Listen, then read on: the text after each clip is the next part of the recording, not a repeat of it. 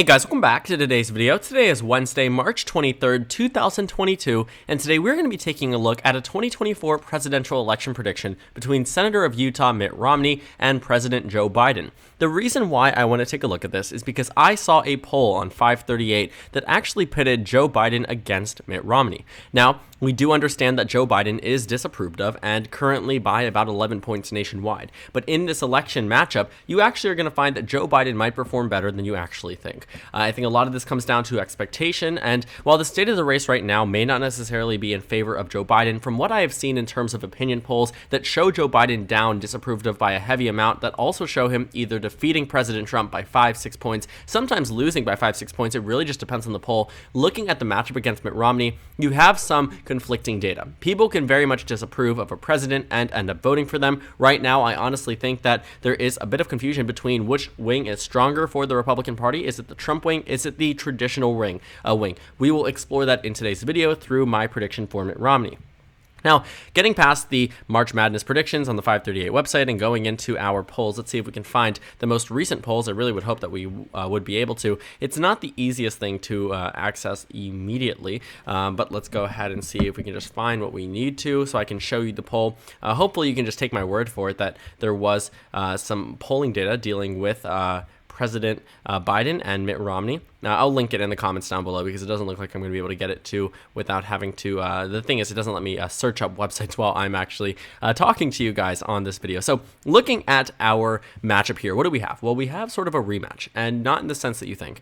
You know, what we're looking at is a traditional Republican versus a more centrist, more traditional Democrat. Mitt Romney ran for president back in 2012 against Barack Obama, who Joe Biden actually was the vice presidential ticket person. You know, he was the vice president elected in 2008, served until 2017, but was reelected with Obama in 2012, defeating, at the time, Governor Mitt Romney. Now, Mitt Romney has an interesting history. If you take a look at where he was electorally, you will actually find that he was the governor of the state of Massachusetts, and now he is a senator from the state of Utah. So it's a bit interesting to see. A lot of this comes down to Mitt Romney's very large Mormon faith that he has kept with him through the entirety of his life and through his public service. So him moving to Utah made sense. He had a lake home there. He had name recognition. He was adored by the people, and of course, they decided to elect him as a senator. It's nothing out of the ordinary. I think things like this happen a lot in American politics, but it is interesting to see that this time he'd be representing Utah rather than the state of Massachusetts. So, for Joe Biden, of course, he would be very solid in many of these states. He would be winning the West Coast, he would be winning the East Coast, and I think a lot of what we have seen in terms of the strengths from traditional Republicans doesn't actually come within these western or northeastern states. And the same thing with the Trump wing of the Republican Party. In the last election, 2020, Donald Trump was defeated heavily across the New England area. He only won a singular electoral vote for every single state, Maryland upwards. I mean, what had happened was essentially the state of Maine had split their congressional districts, and the second district ended up going to Donald Trump by a margin of about 7-8 percentage points. But beyond that, you saw Biden win New York's 29 electoral votes, Pennsylvania's 20, Maryland's 10, Delaware's 3, New Jersey's 14, Connecticut's 7, Rhode Island's 4, Massachusetts 11, Vermont 3, New Hampshire 4, and Maine 3 out of 4. So looking at this region, you're not really seeing much in terms of a strength here for Donald Trump, and the same exact thing actually happened for Mitt Romney and John McCain back in 2008, 2012, and the West Coast, of course, is always solid for the Democratic Party. Mitt Romney being a traditional Republican doesn't prop him up in many of these states like you might otherwise expect, and the same thing, for Joe Biden just being that, traditional stereotypical type of Democrat, being the incumbent running again for re-election. So characterizing many of these states, we generally know how they're going to go. Mitt Romney also has some very solid states as well. I would argue that, you're going to be looking at states such as Alaska return back to the safe column. I think Idaho and Utah, very easy to predict. Wyoming, North and South Dakota. I would also agree that Montana goes back into the more conservative column. What you might find is that there is a minor improvement for Mitt Romney in some of these states that pushed away from President Trump ever so slightly, sometimes by very large margins. What we're going to be exploring here is the difference between Mitt Romney and President Trump when it comes down to comparisons between 2012 and 2016. One thing that you might take away immediately is there's a lot of red, right? But the fact that there is some blue should be very alarming for the Republican Party, that there are some states, especially large ones, California, Arizona, Texas, Georgia, Virginia, large states, Illinois, where there is a pushback on the Republican Party from 2012 to 2016, despite 2012 being a year where Romney lost the popular vote by 3, Trump only lost by 2. He lost the Electoral College by over 100 votes. Trump won by nearly 100 votes. I mean, the difference in elections were monumental, yet in some states, Mitt Romney did sometimes considerably better than Donald Trump. For instance, Utah was 30 points more right-wing in 2012 than it was in 2016. So keep that in mind. I think there are some minor improvements to be made with Mitt Romney being back on this ballot. You're looking at many states still being solid. I think that really isn't up for consideration at this point in time. Indiana, Missouri aren't going to go to Joe Biden simply because Mitt Romney is on the ballot. Sure, in 2012, the election was a little bit more lopsided in favor of the Democrats. Missouri was decided by 9, Indiana by 10, South Carolina by 11, Missouri by 12, Montana by 14. But I do want to point out that these states have increasingly become more partisan, and it becomes less likely that these states are in an opportunity to flip. And I would also counter this by saying 2008 was such a good year for the Democrats that Indiana actually went blue, that Missouri was decided by 0.13 in favor of the GOP.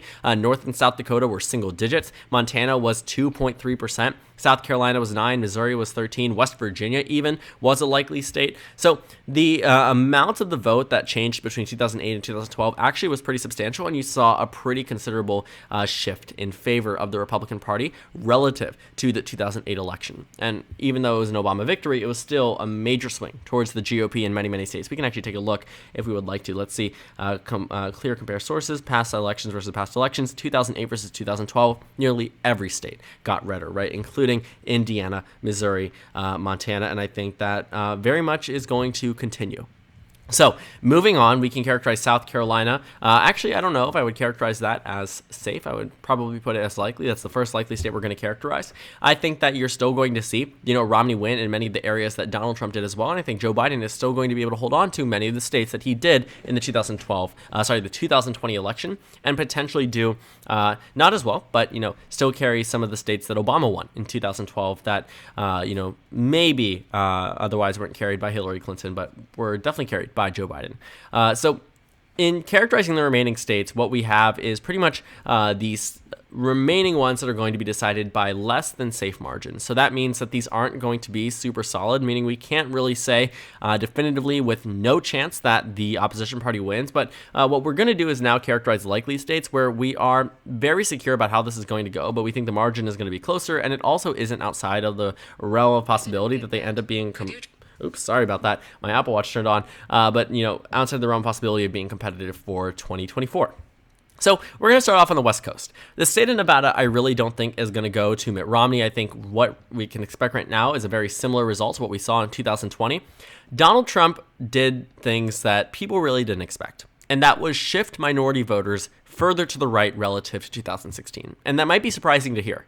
Joe Biden did considerably better than Hillary Clinton, defeated Trump by 5 points nationally, was able to swing over many, many voters, but the voters that he swung over were actually predominantly white. What you found was that minority voters in every single minority group shifted further to the right relative to 2016. So Latino voters in Nevada and Florida and Texas all voted for Donald Trump to a higher level, a considerably higher level than what you saw in 2016. But it was white voters that actually counteracted this. And when you see the shift from 2016, you'll see that some counties that voted for Trump heavily, but still predominantly white counties, actually got more Democratic. They got more Democratic in some of these closer counties, but in many of the other counties where there are larger minority populations, for instance, Clark County, where Biden was able to win by nearly 10 points, it actually shifted more to the right, even though this is the most populous county, because of that minority shift. But it was counteracted by more shifts in the more suburban areas. Nevada, actually, interestingly enough, did not shift at all.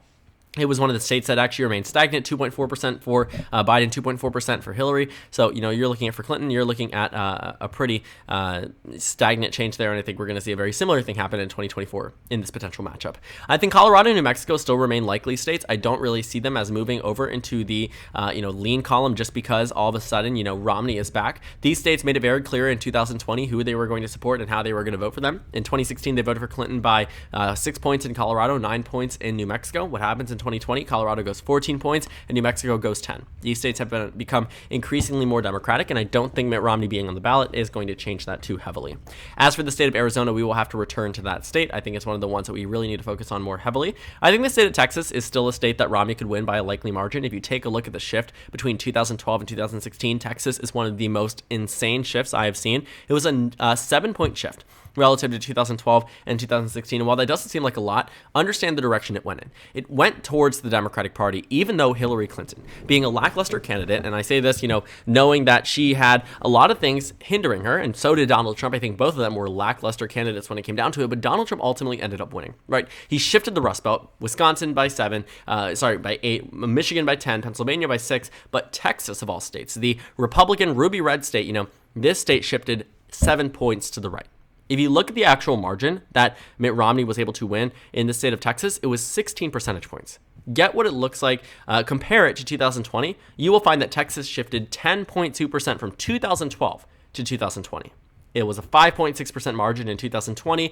Do I think that Romney could win by a similar amount? I do. I think he could maybe win by 6, 7, 8 percentage points. A traditional Republican would center back many of those independent voters that shifted away and potentially solidify, hold on to that Trump base. Even though Mitt Romney is not one to really engage with the Trump base heavily, I do think he will hold on to, obviously, a super substantial portion of it just because they hate Joe Biden more, right? You can't imagine that someone who's saying, let's go Brandon, is also going to be saying, I'm not voting for Romney because it's Romney. They'll see the R by the name, and they might suck it up and say, I don't want him to be this nominee. I wish Donald Trump was here. I wish Ron DeSantis was here. I wish Donald Trump Jr. was here. I wish Ted Cruz, whatever it might be, but they will still very much vote for him. That's why, you start to see, vote red no matter who, vote blue no matter who, whatever it might be.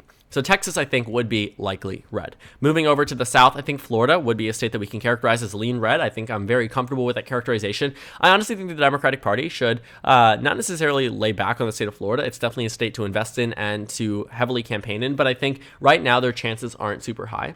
You're finding that Republicans are significantly outpacing them in voter registration. You're finding that so many things are turning against the Democratic Party in the state of Florida. I would not be confident in a matchup between Joe Biden and Mitt Romney that Joe Biden would be able to win the state of Florida. I also think that you're still going to see a solidification of that Trump base while also returning some voters who are apprehensive about Trump that are more inclined to vote for traditional Republicans. But different regions react differently about different politicians.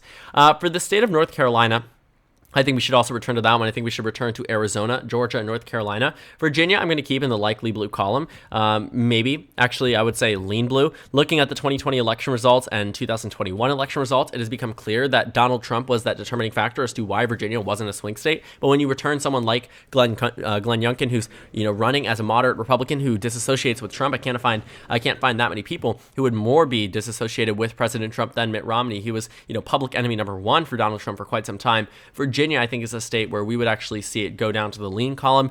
It could end up in likely. I think it really just depends. We're talking about maybe a 4 or 5 point margin for Biden compared to a 10-point margin in 2020. It'll be reduced. I don't think we're going to see a Glenn Youngkin type victory for Mitt Romney in the state of Virginia.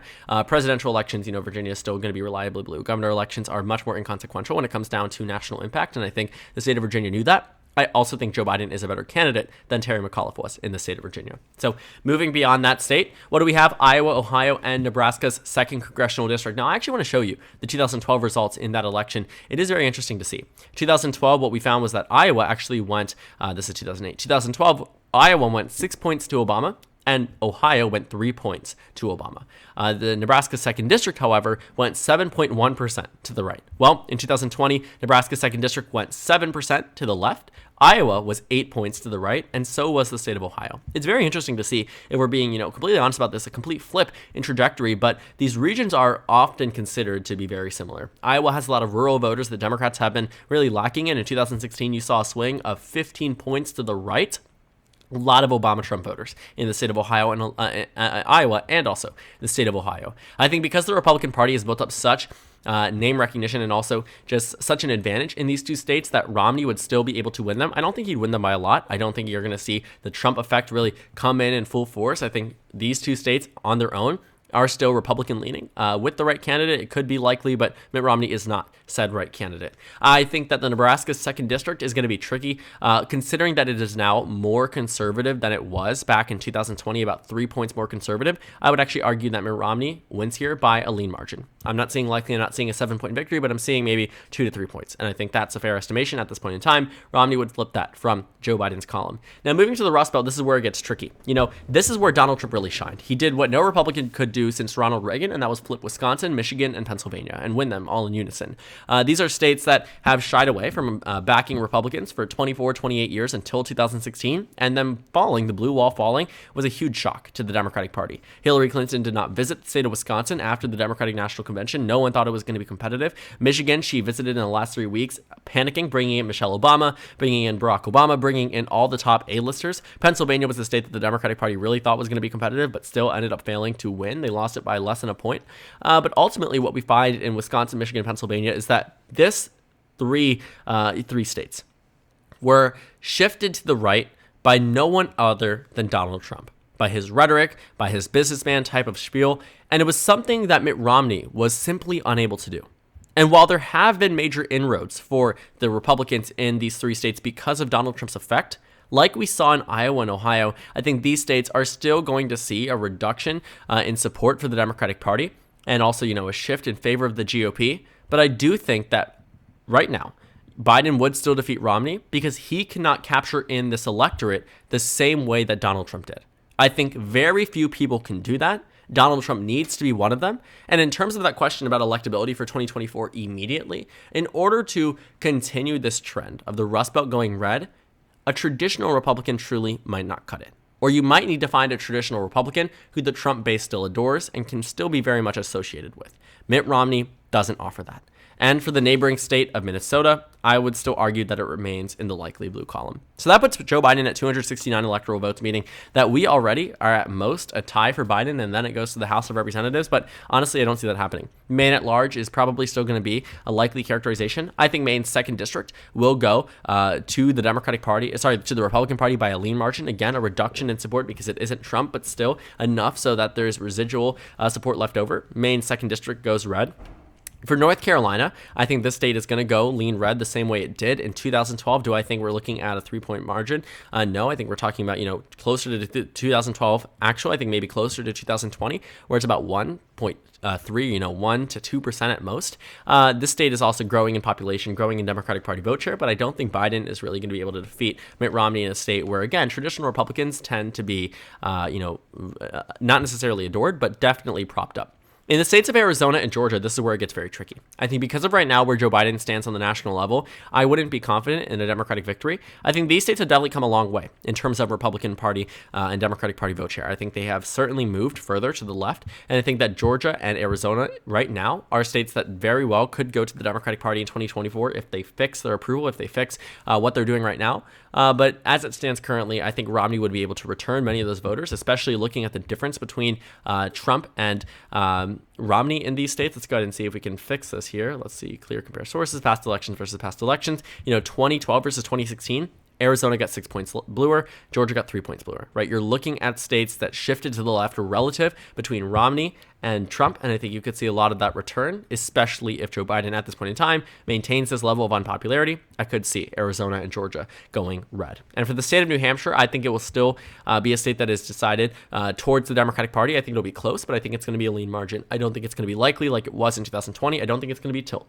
I think I'm comfortable characterizing it right now as a lean state, giving Joe Biden effectively 275 electoral votes and Mitt Romney 263. This might not necessarily be the election you were expecting considering Joe Biden's approval rating, but understand that certain candidates are weaker than others on the national level. And right now, I think that Romney, serving as a traditional Republican, doesn't exactly continue the legacy or continue the electoral trends that Republicans are really trying to solidify across the Rust Belt and across other portions of the country.